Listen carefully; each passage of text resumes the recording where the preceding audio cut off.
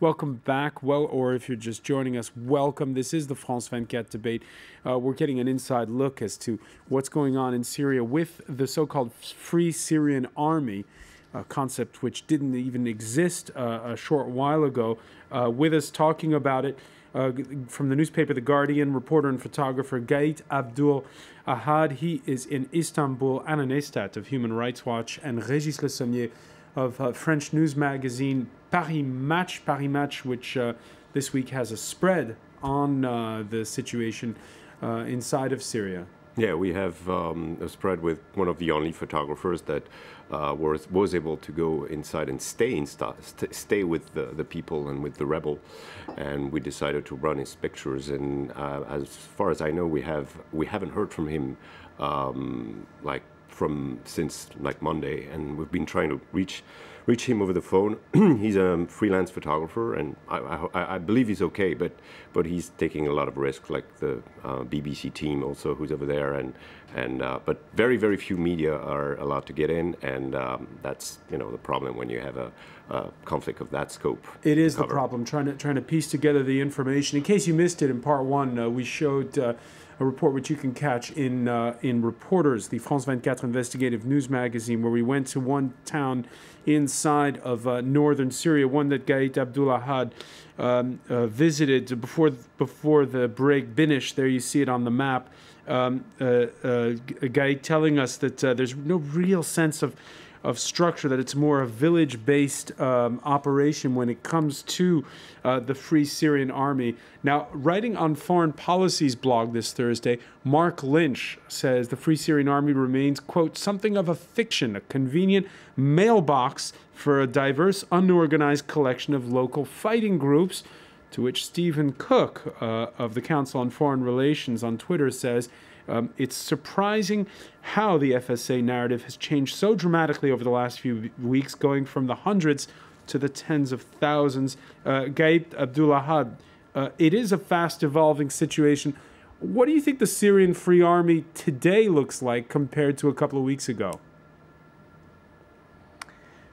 I mean, if we take the same kind of Binish, the town of Binish, when the uprising started, had very few guns. By end of summer, they had around 20 to 30 guns. After the second army intervention in the town, they managed to repel the army. They managed to push them back. When I was there 3 months ago, they had around 700 guns. So you have to imagine the amount of arming that's taking place within Syria at the moment. Here I really would like to take a tiny little moment and emphasize, I went from Turkey into Syria with weapon smugglers. There is no serious weapon getting from Turkey to Syria. Most of the weapons are coming either from Iraq or from Lebanon, and these are smuggled weapons.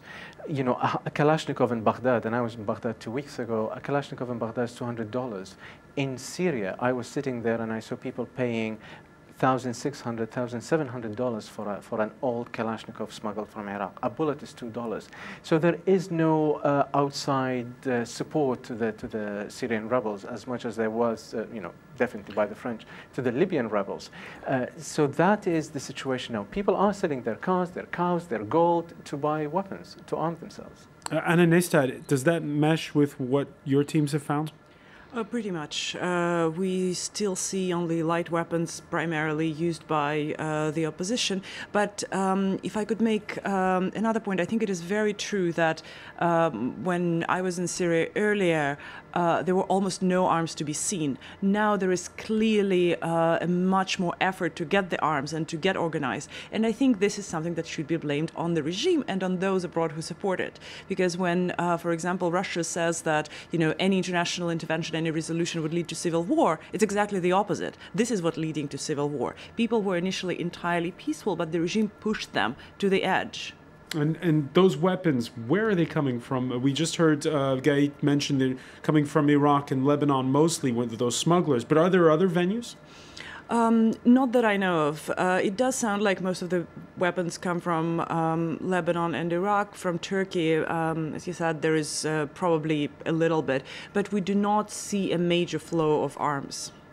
All right, and Another point that's been brought up is the Syrian Free Army and the Syrian National Council. They've been canvassing for a safe haven, one that would extend quite deep into Syria. It would take over all of Idlib province. We can look at a map. This is their wish list, of course. It would be Idlib and perhaps parts of Hama and Aleppo provinces. Régis Le Sommier, where are they right now in terms of fleshing out scenarios in places like Ankara, Washington, Paris, Qatar? Well, I think there's there's many issues at stake with Syria, such as there were many issues at stake with Lebanon years ago. It is a country where there are, speak about the Russians that we mentioned outside a little bit earlier on. The Russian presence in Syria and linked with the regime is deep and has been even deeper, I would say, that it was with Iraq at some points. And so the Russians are really fighting. Some people mentioned that, but one of the last battle of the Cold War with that. It's their influence. It's their, the Bashar regime has been friends with the Russians for quite some times, and so Iran also has, as we saw also, issues with Syria and and of course with Hezbollah on the other side. And of course, I don't think, since globally, on a geopolitical scale, we saw Iraq has fallen in the Shia world with the help of the Americans. So I don't see the Saudi Arabian and the Qatar waiting. They see it as they have to step in at one point. They have to. The Arab League try to do something, but I think Qatar and Saudi Arabia are pulling some strings, and they don't want this sphere of influence left to either Iran or Russian, or and that's a key point. So Syria finds itself at the core of a network of nations who have various and conflicting interests in the outcome of this. Gaët, let me ask you, up to now it's always been Lebanon that was sort of the playground where all of the Middle East did their fighting. Do you get the sense that when you were there that there was a sort of outside pressure weighing in? First, I would really like to kind of go to the point raised by the Human Rights Watch. It is, this kind of the rebels being pushed into a military conflict. It's something done by the regime. The people didn't want to pick up arms until they were faced by the army. To go back to your question, yes, if you put it on a map, if you kind of splay this map, you see all these, different forces, the Sunnis of Saudi, the Shia of Iran, Turkey trying to play a big role, Lebanon. Yet in reality, no one's doing anything to the rebels of Syria, apart from talking.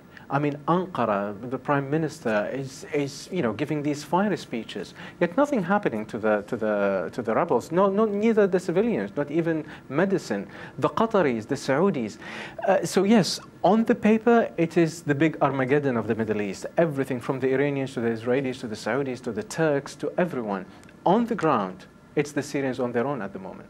And speaking in Stockholm this Thursday, the British Prime Minister David Cameron spoke of more sanctions to come on the part of the European Union and the broader need to keep up the pressure. I certainly don't think we should rule out some of the other suggestions that you make in terms of action that could be taken, including by Turkey and others, but we need to work extremely hard to make sure that whatever approach we take is sustainable and will result in the sort of pressure that we want to see, so that Assad stops his murderous tactics and that we see transition and change in Syria. All right, Anna Neistat, that's diplomatic ease we just heard. Can you interpret it for us? Is something happening or not? It's really hard to tell. I would hope that something is happening. And by something, I do not need the preparation of a military intervention, although there are definitely rumors of that. I hope that there is definitely an effort to put more pressure on Assad. Several things just have to happen very quickly. The murders need to stop. the shelling of residential neighborhoods just needs to stop. And however it is done, if the Security Council is incapable of doing this, then there needs to be a different coalition of nations that are willing to step up the pressure. There needs to be, humanitarian situation needs to be addressed. The fact that people are not only dying from shells, but dying from wounds because they don't get medical assistance, and that's they're too scared to go to hospital. They're too scared to go to hospitals. The hospitals get shelled by artillery, and there is simply nothing. The doctors at this point in Homs have nothing. They don't have bandages. They don't have water, let alone any normal medical supplies. So this is going back to your question. There must be a humanitarian corridor, some sort of ceasefire that would allow to assist the wounded. This is something that Médecins Sans Frontières just raised yesterday, I believe, very, very clearly. This needs to be done. So there are certain things that needs to happen right now. And then the question is, what's next?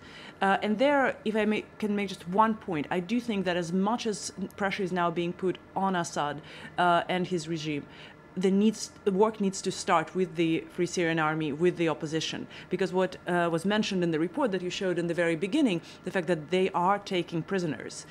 Some of these prisoners are clearly forced to confess to their crimes with the regime.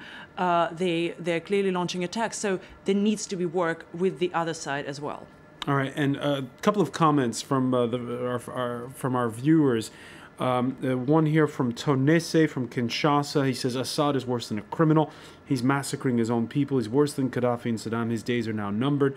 But many of you point to Libya and don't want to see more military intervention. After we broached the topic last night, here's what Goran had to say. The show was very bad. A debate is a clash of different opinions. All we saw was variants of military intervention. Nothing about serious peace talks. And Régis Le Sommier, you, like Gaït, you went and covered the conflict in Libya. And a lot of viewers, they don't want to see a repeat of Libya. No, and obviously the news are not that good coming from Libya. We've seen there's a very interesting deep article in the New York Times today about what's going on with the militia and the various fractions that are still controlling parts of the country. And we've seen also some radicalized elements within those militia, especially in Misrata and places in Zintan as well. So the outcome of Libya, and Libya, let's see what it is. It's 6 million people. It's not the scope of Syria, not the scope of other places that have been under turmoil recently. So it's only a little country, but there's signs that we're heading towards a radicalization of those various groups in Libya, and people, are afraid also that these militia and military people could hide some more, radical Islamic element in the back. And to go back to the Bashar regime, and especially his father, Hafez al-Assad, was one of the toughest against the Muslim Brothers. He almost eradicated the movement for quite some time, unlike in Egypt, where they still had, and Mubarak was playing a double game with them. So these people have a revenge against the regime as well. They want Bashar gone, but not mostly for the purpose of spreading democracy and being free. So there are some signs also in the Syrian society that old elements, old things running deep inside the society are actually going at each other at the moment.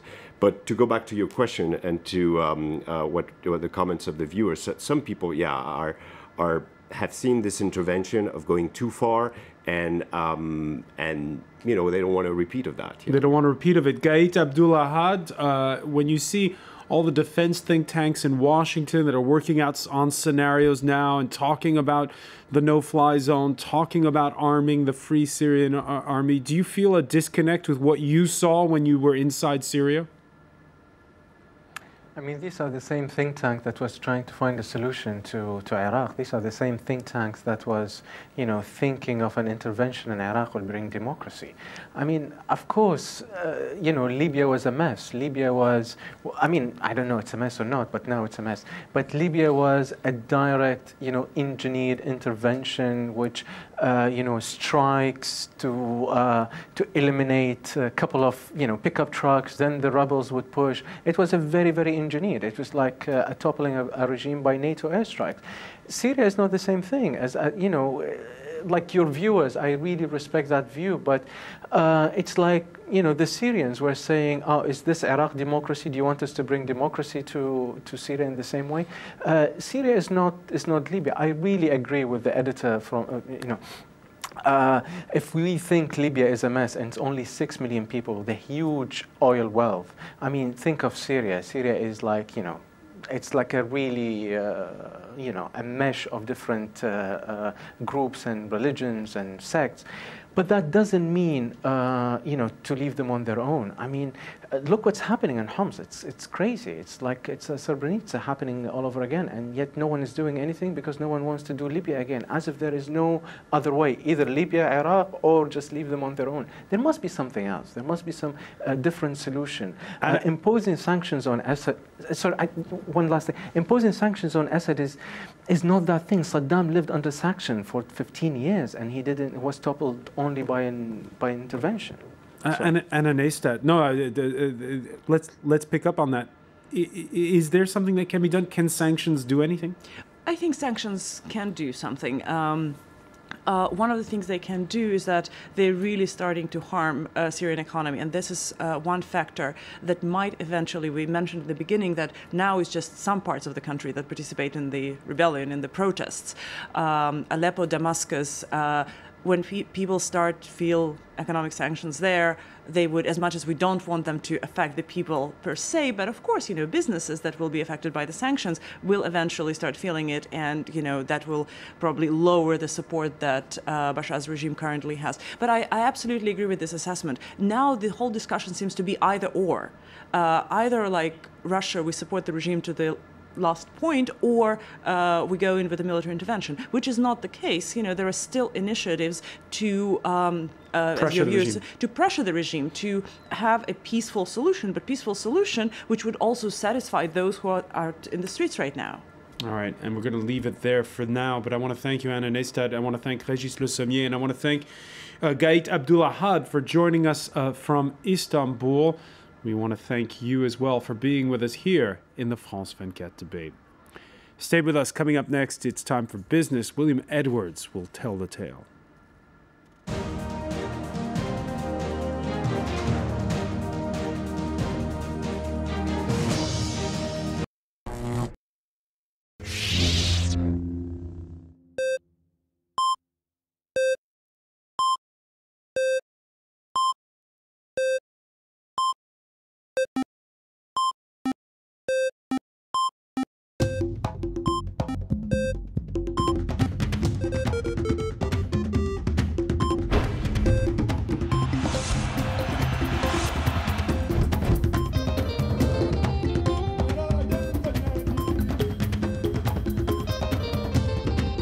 Get into the rhythm of African soccer.